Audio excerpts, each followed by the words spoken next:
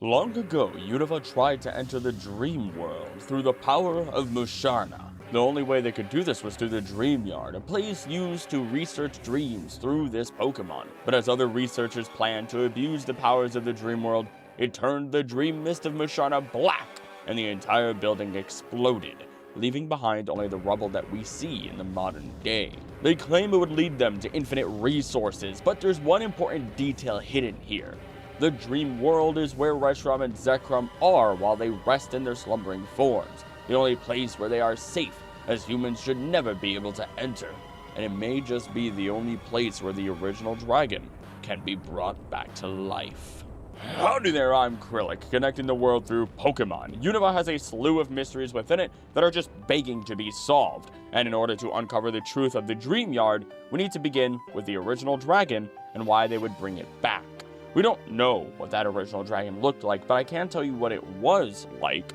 Knowing it was the combination of Reshiram, Zekrom, and Kyurem, it would then be the perfect combination of not only truth and ideals, but all that exists and all that doesn't, or at least things that don't exist physically. Nicknamed the Tau Trio by Pokemon fans, it's long been accepted that they represent the Taijitu alongside its Wuji. While the Taijitu is the balance of all things, feminine, masculine, aggressive, passive, physical power, and mental power, so on and so forth, we have something very different for Wuji. The term Wuji is composed of Wu, meaning without or nothingness, and Ji, meaning pole or limit. So it literally translates to as without limit or ultimate-less, without an ultimate. It has no level 3 and doesn't wake up level 3 on you in a fighting game, don't worry about it. It's basically infinity in Chinese philosophy. It is also interpreted as the primordial void, the thing that would have existed before Arceus would have been born from its egg. So, just by these ideas alone, the original dragon was theoretically incredibly powerful. Some people might say it was just as strong as the original one, the being that the Arceus we know of comes from, or maybe it was just another version of Arceus, one that was more draconic. This is something we'll likely never know, which is a real shame, but it's through this original dragon that Unova became the powerhouse that it was. Similarly to how Arceus had visited many places in the real world and granted them power at least through the movies. Unfortunately, this is also how Unova tore itself apart, because we as humans have opinions, who would have guessed, but we also have something called beliefs, also who would have guessed. An opinion is something that can be changed, something you can present evidence to and then alter. But if someone believes in something, truly believes in it, then that is not something that can be theoretically changed unless something outright disproves their way of believing it right in front of them. Since the original dragon was composed of truth, ideals, and infinite possibilities, then it encompassed all the powers that would follow. But in the case of the people of Unova, they became split as a society, believing that creating a world of truth instead of an ideal world was the right thing to do, to accept the reality and then work with it, work with the truth, or to reject reality and create your own through your own ideals. So of course, that does mean there were people that believed creating an ideal world is better and there is no singular truth to limit them by. This discourse affected the heroes of Unova, and being the leaders of their country, they stood to represent their people.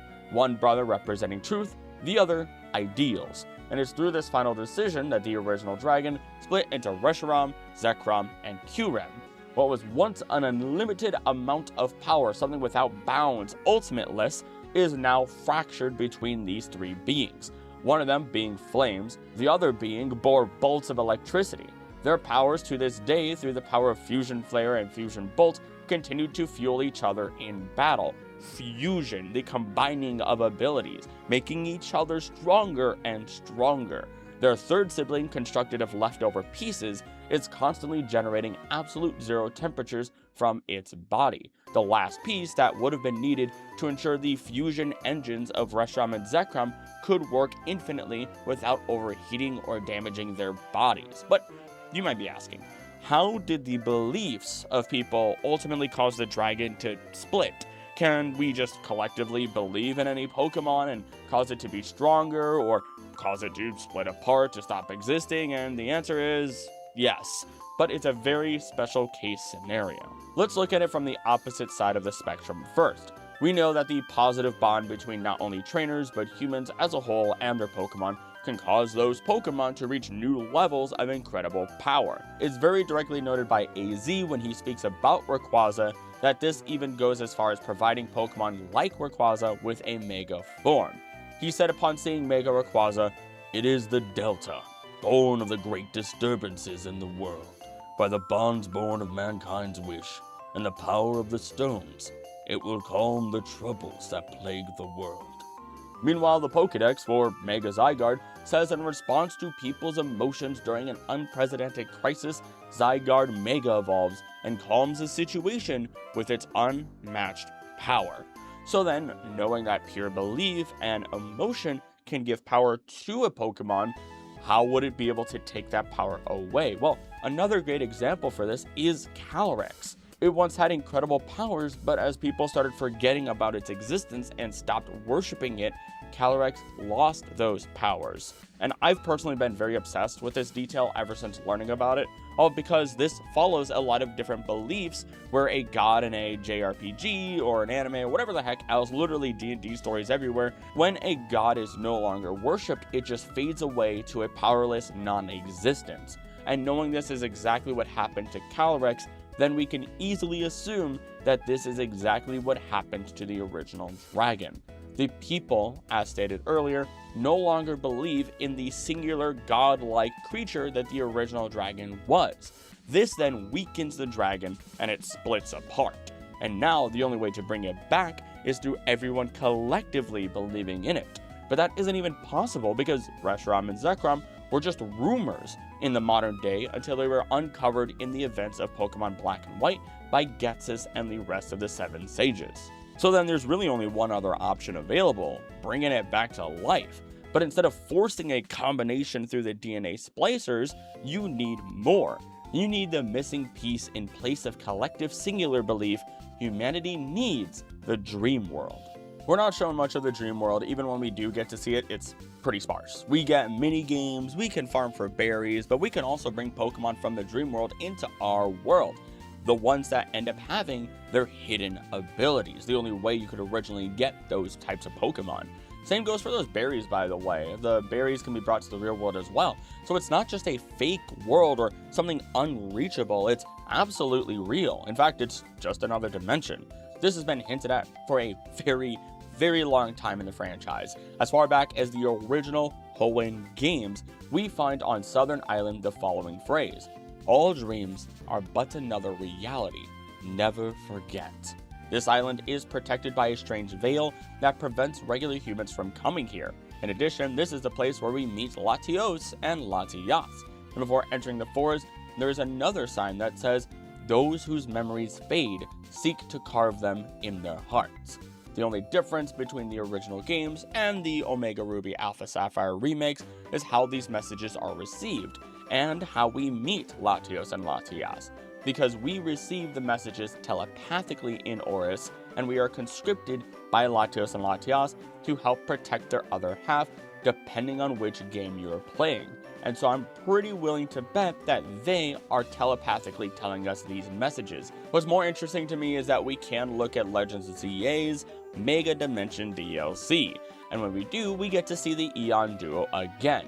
Yet we first see a duo of humans introduce them, a brother and sister that say they know we've encountered many different Pokemon on our journey, as if they've been watching us. They repeat after each other each sentence that the first one says, and following up, asking if we've seen this Pokemon before, and then calling down another duo, Latios and Latias. Colors of red and blue, coincidentally the color purple being standouts on the outfits of these siblings, which, no duh, it's not a coincidence. They explain the Eon duo's intelligence, that they can understand human speech, that they can use telepathy to find the location of those that it cares for, and sense their emotions. These siblings request a battle, triggering the mission Siblings of the Sky, as we battle Mega Latios and Latias. And I'm not gonna lie, after a pretty low stakes fight, because my Meganium named Horseradish almost bopped them with ease, only needing my Golurk Mega Deuce to come clean things up, you know, not too bad. We're complimented on our victory, we're granted Mega Stones, and they say, "I hope we meet again, somewhere sometime. Yet, we aren't granted Latios or Latias themselves in this moment, just those Megastones, which is a little strange. My only assumption is that these siblings are just another Latios and Latias, since we know multiple of them exist, or they're just illusions, because Psychic-type Pokemon be doing Psychic-type things. But between the signpost on Southern Island and this moment within the Mega Dimension, what's going on? How are these connected to Dreams and the original Dragon? Well, through the story of the Mega Dimension DLC, we eventually learn that Hyperspace Lumios is a place created through the collective consciousness of everyone that has ever visited Lumios. Every single event, every single Pokemon, every person, every memory, and even every single thought that anyone has had, now being brought to life in a dimension. This dimension is then brought to life further by the powers of Mega Darkrai, the bad Dreams Pokemon, being unable to control the immense power that is flowing through it. Nothing within this dimension is new. Nothing is fake. It's just being physically manifested in the moment for us to experience, or rather, it's another reality for us to experience. This is why we can get items and Pokemon and bring them into the real world from the Mega Dimension, from Hyperspace Lumios, just like we would in the Dream World, because one last time, none of this is a dream, it's just another reality. It will not be the last time I just lied to you, but the wildest part about all of this is that AZ himself tells us nearly exactly that right before we battle Darkrai. With a smile on his face in that last moment we get to see him, and Eternal Floette at his side, he's finally truly at peace. Tawny questions if this is just a dream, and he says, it is a dream. But then again, life is a dream. Now, before we go crazy here, we have to look at the original Japanese, because while modern day translators and interpreters have been better than the past, this is a major moment. Unfortunately, the words are even more concrete, with AZ saying in direct literal translation, yeah, in a way, it is a dream. This to me is even better than saying it is just a dream. In fact, it absolutely is better, because dreams are, say it with me now, just another reality, meaning no dream is truly just a dream. He also says in his letter that he leaves alongside the Lucario he gives us at the end of the base game, all that falls into the past disappears. These memories will fade, as will I. Much like the signpost outside of Southern Island. And we know he went to Hoenn, so this isn't too much of a surprise. They could retcon it so that way he did write those, but that's neither here nor there. So then if we have alternate realities that we're just calling dreams, the Eon duo being two Pokemon who seemingly travel through dreams and are two halves of a whole that don't fuse together, Darkrai, who claims to be the bad Dreams Pokemon, whose counterpart is the Cresselia of Good Dreams, which is just the Crescent Pokemon, not a Good Dreams Pokemon, I guess, and then the original Dragon, then what is the missing link that connects it all together? Well, that's just the Entralink, the place that grows as you fuel it with dream energy, the place where a double helix of white and black twirl around each other to create something new and alive. A singular unit as Reshiram and Zekrom were alongside Kyurem. Yet even when we visit them in the dream world, whether that be in the manga or the games, we never get to see them take shape into a singular Pokemon. Why? Why is that? Well, as stated before, if dreams are another reality but belief is needed to fuel a godly Pokemon's existence, then that means even in this dream world connected to ours, it's not possible. The collective consciousness of all Pokemon is not enough, and that's the key piece to the dream world. The collective consciousness of all Pokemon isn't enough. Humans cannot normally access the dream world, not at least without some help from the original dragons, and one other special doctor we'll be talking about soon enough.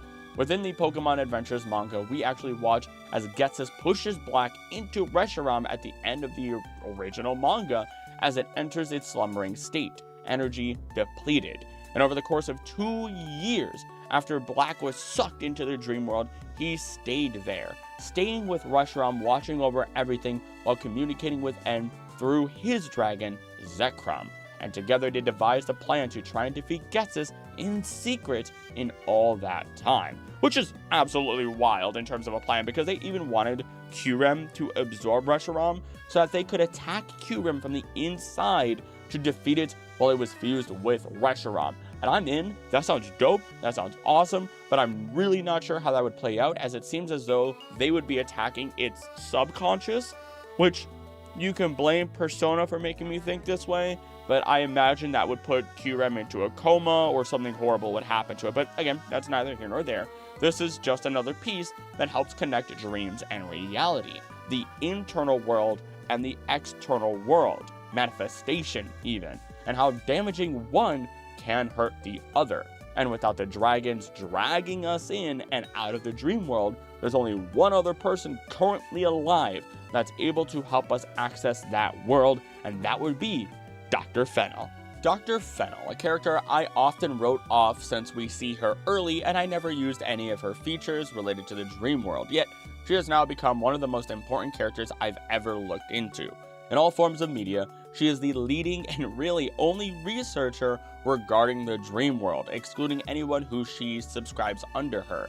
She worked with Professor Burnett of Alola, who specializes in the relationship between the Pokemon universe and other dimensions. Real top-level brain there, let me tell you. But it's through Fennel that we humans are even able to see into the dream world in the first place, let alone go inside of it.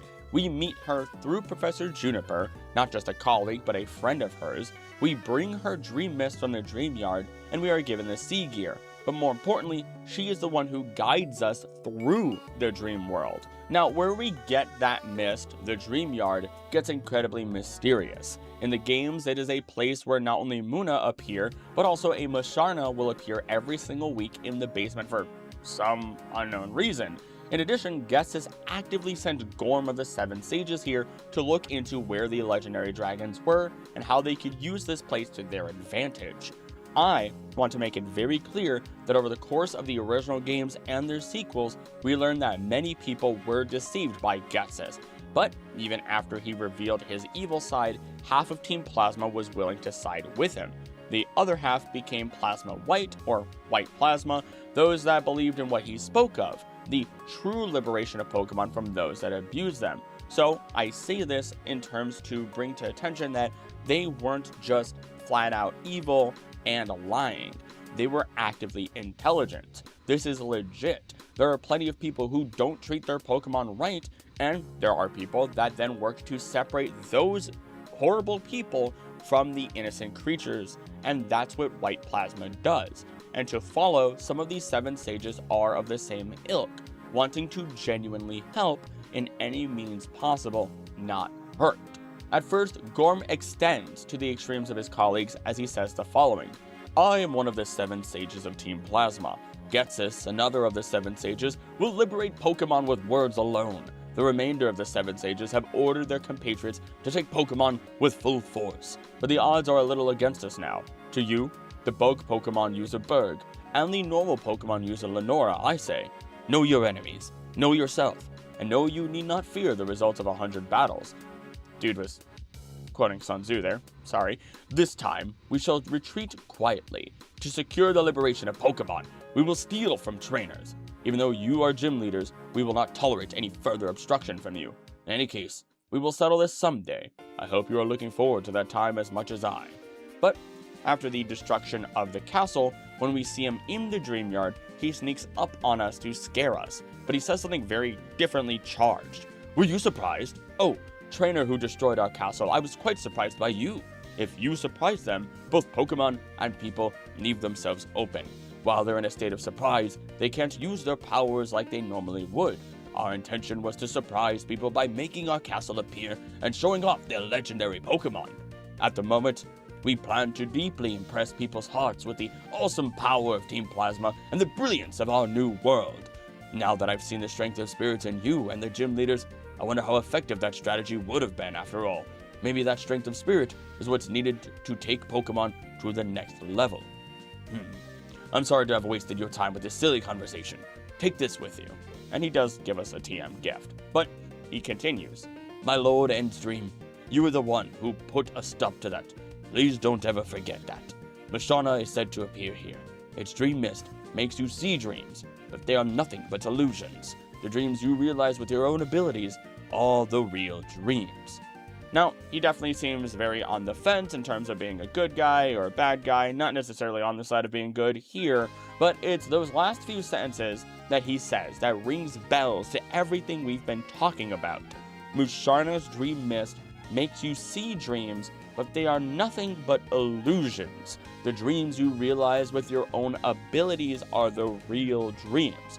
Of course, he's talking about making your dreams into a reality with your own hands and your own skills, but it's more than that. It's literally the idea of twisting fate and dreams, legends and myth to then follow your hand as you create reality. The dreams we see are fake. The dreams we turn into reality are the real ones. Once again, we're told in a twisted way that dreams are but another reality. It isn't until we see him in the sequels that he changes and we get a different tone from him. I am Gorm. I was once one of Team Plasma's 7 sages. Wait one moment. I have no plans to confront you. I don't mean to disappoint you, but I doubt I'm a match for either of you in the first place. What happened to your glasses? Excuse me, but that's not important. I learned of my old ally's recklessness, and I'd come here to admonish him, but the matter has already been resolved, and this place made me think. What did we believe in that made us try to steal the dragon's skull? A man who has committed a mistake and doesn't correct it is committing another mistake. Do you understand what this means? Avoiding all mistakes is impossible, but not fixing mistakes you've made, that is truly foolish. That being said, this doesn't really concern you, does it? Well then, trainers, may you and your Pokemon be well. As a side, it is a shame that Ghetsis didn't practice what he preached. He is one of the best villains, if not the best villain of Pokemon so far, because he made a very good point. The problem was that he would use his point to gaslight others into releasing their Pokemon on the spot, even if they were good people who took care of their Pokemon, all while molding N into following Ghetsis' own truths and ideals. But back to Fennel. She doesn't say, I think, or this might be here. She's very sure of herself. The only time we see even a hint of anything else is when she presents her hypothesis in the manga. 2 years. It's been a long time. I've been searching for it ever since I got hold of the Dream Mist, a place that may exist but may not exist, like some other dimension.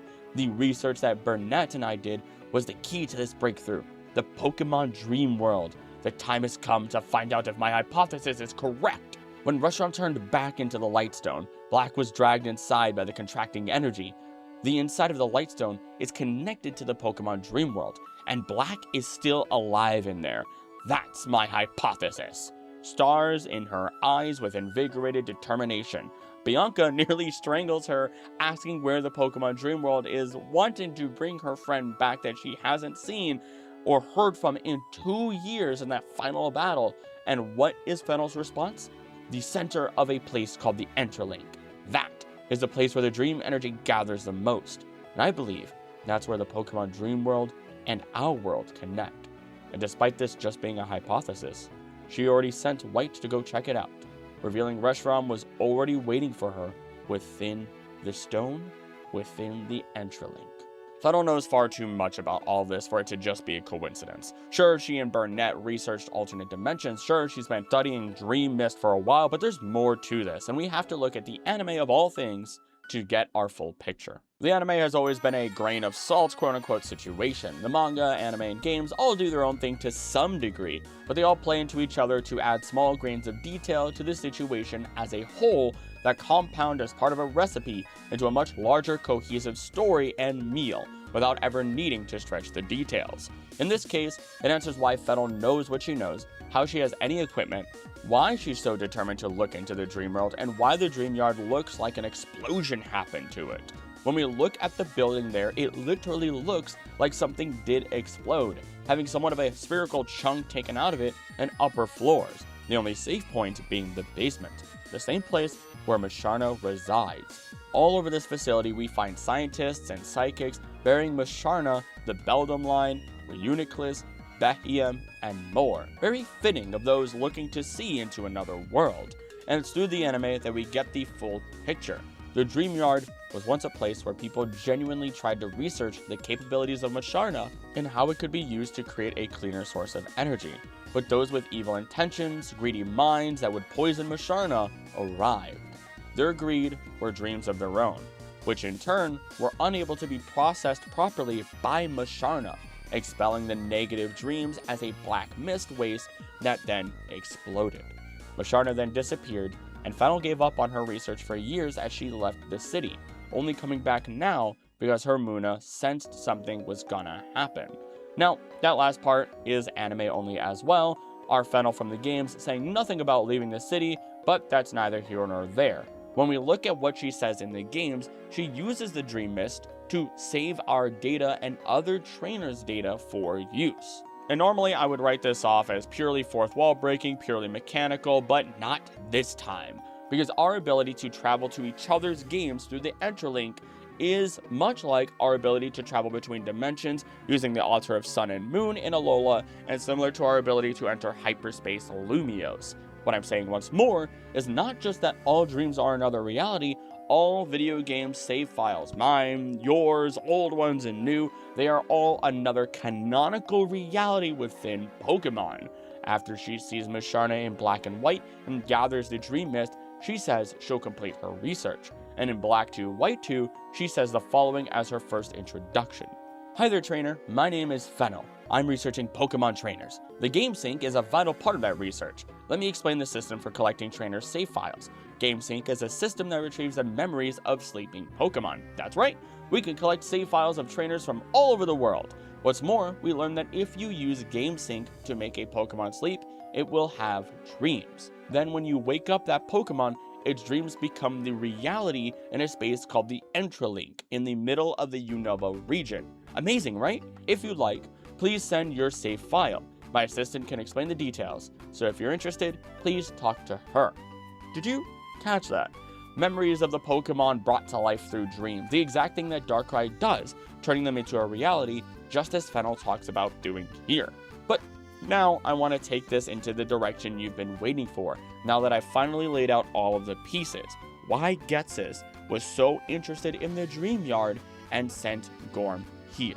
With the understanding of the thing I keep saying ad nauseum, that all dreams are another reality, that Musharna's Dream Mist is just an illusion but can be turned into a reality, that these dreams can be fully manifested physically, that resources and Pokemon can be found in this dream world and brought to our world, and that this dream world is only accessible to Pokemon, meaning Pokemon we have never seen may be waiting here, it can only mean one thing. This is the perfect place for the original dragon to be created or be created from.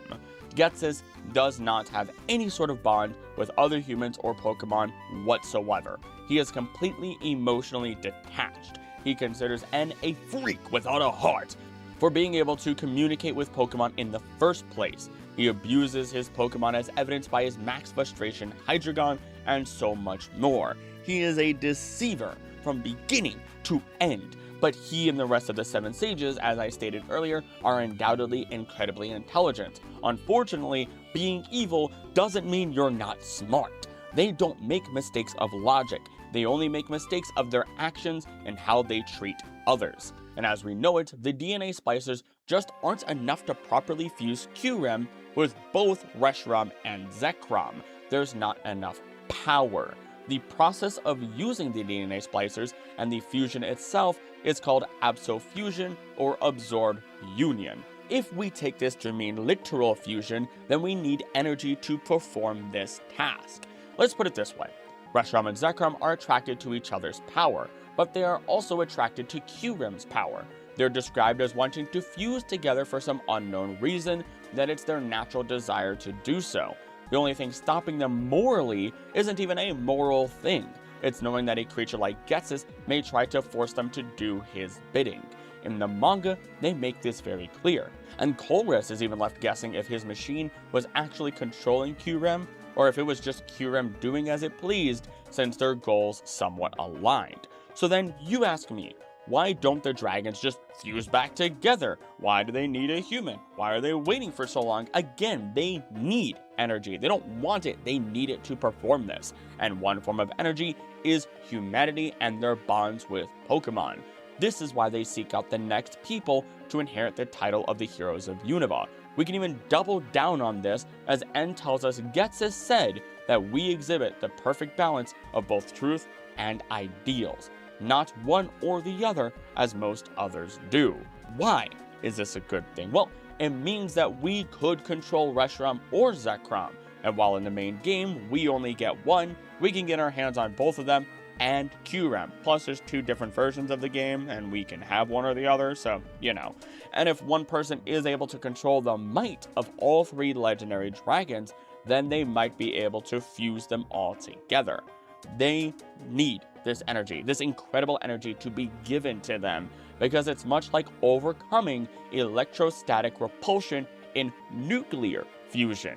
No matter how beneficial it is to us or the dragons or anything else, the dragons can't overcome their own body's desire to stay separate, even if they mentally want to fuse back together, all because the people of the world don't believe in the original dragon. They don't collectively believe in the truths and ideals being a singular idea, hence why they're still called truths and ideals separately. Though a minor way to overcome this is by fusing Qrem with Reshiram or Zekrom using the DNA splicers, supercharging truths or ideals with Wuji with limitless possibilities. The moment in which your mind opens up and can see how far your truth or how far your ideals can take you. These splicers are originally part of Qrem's body, it's shaped and designed like a core that you would see pulled from a glacier or tree, allowing us to see different layers or rings of matter that represent Reshiram, Zekrom, and Qrem. When handed to Qrem, it seems to break free from its ice and extends its creepy tendrils to grab hold of a slumbering Reshiram or Zekrom and absorb them into itself. In other words, these splicers do have a chunk of energy within them available that fuels Qrem to perform this abso-fusion. But to truly overcome the final barrier, to overcome the final missing piece of the puzzle and form the full picture, you need the power of the dream world, a dimension of limitless power that is waiting to be harnessed and put to use on the dragons to fuel them with more power than you would even be able to imagine as an individual, because you literally cannot imagine it by yourself. It is collective consciousness. But the memories of every single Pokemon who have ever existed can, and those memories make up the dream world, allowing it to fuel the dragons into overcoming their current physical state and fusing to become the original dragon. Considering the 7 sages knew about there being some form of connection between the original dragon, the dream world, and this dream yard, then it isn't surprising to find out that of course there's the chance that the people who destroyed the lab may have been seeking this connection. But I think there's something even scarier at play here, that these people could have done far worse than just try to revive the original dragon through dreams, or even if Ghetsis had managed to do so in the modern day. Because if their greed produced the Black Dream Mist, what would have happened if they accessed and invaded the dream world? This is going to delve deep into the rabbit hole of theorizing, but that's the fun of it all. Let's assume that Ghetsis, as our primary subject, could access the dream world, a place of infinite resources, a place where an infinite amount of energy could be drawn from, but also a place connected to the minds of every single Pokemon in existence. With the plan from Black and N in the manga in mind, the one where they attack Qrem from the inside as it fused with the sleeping Reshiram, then theoretically, any Pokemon could be attacked while they were asleep. Any Pokemon that sleeps would be helpless. But even if he didn't attack them within the dreams, his greed would poison the dream world. Any human could poison the dream world, and that's why humans typically cannot enter this alternate dimension. Our impure thoughts would taint everything, poison it, and cause it all to be erased, or, God forbid, explode completely. And now I hear some of you asking, but aren't there evil Pokemon? And the answer is no. There are no actual evil Pokemon. No matter how much I love to say Galarian Slowking is a war criminal, no matter how many Malamar arrive from the future in the anime, there are technically no truly evil Pokemon. They act on instinct or are trained to be evil, but can be rehabilitated every single time. Even Dark-type Pokemon being called the evil type is just them being underhanded 99% of the time. The most ferocious Pokemon turn into absolute puddles of sweetness when they are cared for properly. I mean, look at Ash's Gligar. Look at this Tyranitar from the Celebi movie before it was placed in a Pokeball that forced it to be evil. Look at this Houndoom taking care of a Togepi. There is no such thing as a truly evil Pokemon, or at least That's the message that the Pokemon franchise is trying to tell us, that we as humans are flawed, and while that's okay, our purpose is to connect with nature and keep moving towards improvement. What is that improvement? Great question. Just pick a direction and keep going. Find your course, change it as you will, and turn your dreams into a reality. But unfortunately, there is greed, there is war, there is strife. These are the things that turned two brothers against each other as they represented their own dreams, their own people. And it is through this fighting, this splitting of ideas, that dreams simply became truth and ideals, separate ideas. Limitless imagination shattered to pieces that took the form of 3 dragons. And someone like Ghetsis, who holds so much evil, who has no imagination as he refuses to believe that even something as simple as talking to Pokemon can be done. Someone who doesn't have a shred of sympathy in his heart could never bring the original dragon back. Even when he tries in the anime for the first time with N through the ceremony, they are attacked by Reshiram, rejecting them despite Ghetsis' claims that they did everything right. And it's all because he doesn't bear truth or ideals. He doesn't bear the power of greater imagination. He is just a greedy man seeking power and total control. But we aren't done just yet, because what's wild is that for today's finale, I will be shoehorning in one last beloved character of all of you that love to theorize about Pokemon, Zinnia, lore keeper of the Draconids. There are a few things she says that loops back into all of this from within Omega Ruby and Alpha Sapphire. Hey, the actions that you're taking now, are they based on the ideals you cling to, or are they based on actual truths? And if they are, how much of the truth do you think you know? This needs no explanation. She flat out references the idea of truths and ideals. Up next though, she's looking at the crisis within Hoenn. Look, I'm not here to criticize the way you guys are looking at this, but I want to be sure you've thought this through well and good. You know, there are necessary sacrifices, and there are unnecessary sacrifices. What a disappointment. This is the best you could do with all your knowledge and technology? Instead of trying to make something out of nothing, you'd rather repeat the mistakes of the past straight up? No, you're gonna add new mistakes on top. That really takes the cake. You guys need some imagination.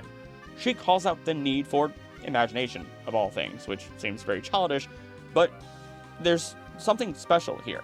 She is asking them to stop looking at the solid numbers, to stop looking at the facts, which are the idea behind truth, to stop looking at what could be the ideal situation if these people make what they call necessary sacrifices to reach that goal, that they need to stop being limited by their own vision of what exists and extend beyond that, to use their imagination. And this is when she speaks of her own imagination. My people know it. From generation to generation, we pass along the lore about the distortions in this world born from the Mega Evolution mechanism, and about the existence of another world, which we have long observed to be just like this one, and yet not the same. That's right, a Hoenn region that's almost exactly like this one we live in, filled with Pokemon and people like us, a world where maybe the evolution of Pokemon took a slightly different path, where Mega Evolution is unknown, a world where that war 3,000 years ago never happened. A world where the ultimate weapon was never even built, and in that Hoenn of that world, what would happen if one day out of the blue a meteoroid appeared? What would happen to the people of that world without the technology to destroy the meteoroid or the power to warp it away? Looks like it's beyond the power of your imagination. She of course is talking about the original Ruby, Sapphire, and Emerald games version of Hoenn, the one that we played. But more than that, she's talking about all 3 of them as separate realities, seeing a universe where Mega Pokemon don't exist because the ultimate weapon that AZ created was never fired, and how through her imagination she's able to see these worlds that science claimed never existed in the first place because of her imagination and ability to see these other places that she knows exists. That despite all this truth that they speak, that despite all these ideal situations that people want, their desires fall flat to the greater idea of imagination, the limitless, unbound imagination, the Wuji of it all from a young girl who comes from the dragon tribe, who doesn't limit herself to modern technology, who doesn't force herself to stay within the rules of anyone or anything, to not color within those lines. Someone who is incredibly powerful alongside her team of incredible dragon Pokemon. I will say it is strange to look at Zinnia and see her connection to Hoenn, her connection to AZ and Kalos, to other Draconids around the world, and in this case, how I would argue she is another person who could bear the power of both Reshiram or Zekrom. Someone who isn't bound to just truth or ideals, just like ourselves within the games. And it is through this power, through limitless imagination, through making dreams a reality, that the original dragon could come back, with a person just like our main character, or through people just like Zinnia. But we'll see in 20 years if I was correct or not. For now, that is all for today. If you enjoyed, make sure you do subscribe because you'll love all the other content I have on this channel, I guarantee. I also want to thank members of the channel that you see on screen now. They ensure I can take the extra time necessary to dive deep into these topics without worrying about pushing for a faster upload schedule. I'm able to take the time necessary to bring you quality. If you want behind the scenes info, early access to videos, and members exclusive content like this list here, gotta remember which side I put it on in editing, then become a member for as little as 3 buckaroonies a month. It makes a massive difference. Let me know what you think about this theory, what type you think the original dragon should be. I think probably, pure dragon. If not, it might be a triple combo for the first time, or even your favorite Pokemon character. I love reading comments, and they also appease the almighty algorithm alongside likes, shares, and hyping this video, which you should do all those things right now. Casting a YouTube spell. This is really weird. Anywho, one of the best comments from this last week was from Alexa, who actually left a slew of comments on the previous video that I made explaining every single counterpart Pokemon. Or rather, there were a couple that I definitely missed, which I asked people to tell me if I missed any, and they did, including Alexa. Now, Alexa had incredible insight to a number of different possible counterparts and dove into some details that I just flat out didn't know, which I will include a small snippet being Electabuzz, Magmar, and Jinx. The 3 represent the 3 elemental magics found in many RPGs. Final Fantasy, Zelda, and even Pokemon, obviously. You see it with the elemental birds, the Unova dragons, the elemental punches, elemental bites, the 3 status effects of Tri-Attack, so on and so forth. And the extension of that comment goes much further, and I hadn't even thought about this section. I had figured they had a trifecta of typings that made sense, but my brain at the time was cooked from being in a hot office as I am now. So I didn't put 2 and 2 together, or rather 3 and 3, I guess, together, so thank you. But that is all for today, and as always, thank you so much for watching. Don't do anything I wouldn't do. Don't do anything I would do. Please be nice to each other. I love you, and I'll see you next time. Bye!